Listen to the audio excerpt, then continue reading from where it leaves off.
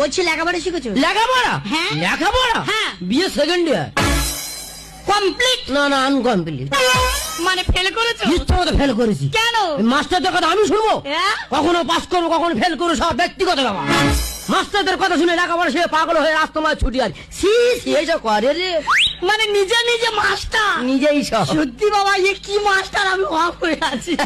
আচ্ছা ঠিক আছে, বলছি বাড়িতে কি করা হয়? বাড়িতে 70টা মশায় চোরাত হয়। কার মোষ? কে চোরা? আমার মোষ, আমি চোরাই। ইয়া? আমার পা দেখে বুঝতে পারছো না আমি তো মহিষাসুর তো। আর কি বলি শোনো, এই শোনো, যাকে ভালোবাসি না হ্যাঁ। সে কি করলেও জানার দরকার না। নেই। আসল কথা কি বলো তো? কি বলো তো? যার মনে ভালো তার সব ভালো। গুড কথা। ঠিক করো। আরে ভালো হয়েছে। বলছি আমার ভালো লাগছে। তোমার হেভি লাগছে তো, কেউ কেউ তুলে না যাবে কপাল ভালো। কে নিয়ে যাবে? যদি নিয়ে যায় তুমি নিয়ে যাবে। আর শরীর কেমন আছে? সব বড় কিছু করো।